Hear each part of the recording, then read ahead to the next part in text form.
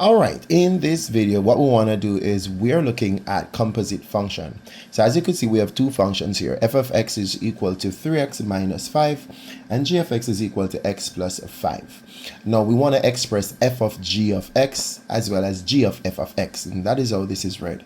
So we're going to do number one here, which is we want to express f of g of x. Okay, in order to do this, it really means that the g function, which is the function more to the right, will actually go in the f function, which means that we need to represent the f function first. So let us write this f function one more time. F of x is equal to 3x minus 5. Now what we're going to do now is we're going to do f of g. So we're going to do f of g. So we're going to do f of g of x. Now what this means, it simply means that the g function will go and take the place of x in the f function. So you could see we're going to have g of x right here, right? And then we have this. So basically we actually have the g function right here.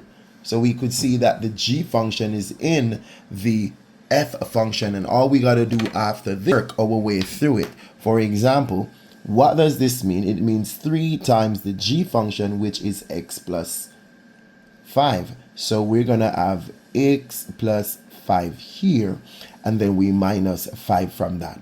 So we're going to do regular distribution now, where we're going to distribute our 3 inside the bracket right there.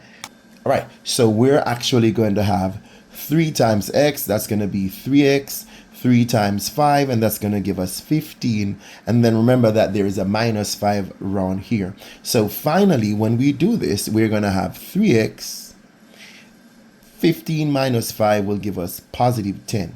What this means, it means f of g of x is 3x plus the 10. Now let's take a look at this other one. We're doing the second problem here, which is that we want to do g of f of x, which means we're going to start with our g function. So g of x is equal to x plus 5. But now we want to do g of f. So g of f, which means now we're going to input the f function, right, in the g function. What it means is that it's going to take the place of the x. So instead of writing x, I'm going to write the f function here. And then we actually replace everything else. So as you could see, the f of x would have taken the place of the x. Now, what we're going to do now is to write, we're going to substitute what we know the f function is. So the f function is 3x minus 5. So now we're going to have 3x minus 5. And this is the f function, and then we're going to add the 5, which was already here, right here. So finally, let's simplify. So this is going to be 3x, and negative and a positive 5 will become 0. So this is gone. We're really left with the fact that g of f of x is actually 3x, right? Thank you for watching. See you next time. Bye-bye.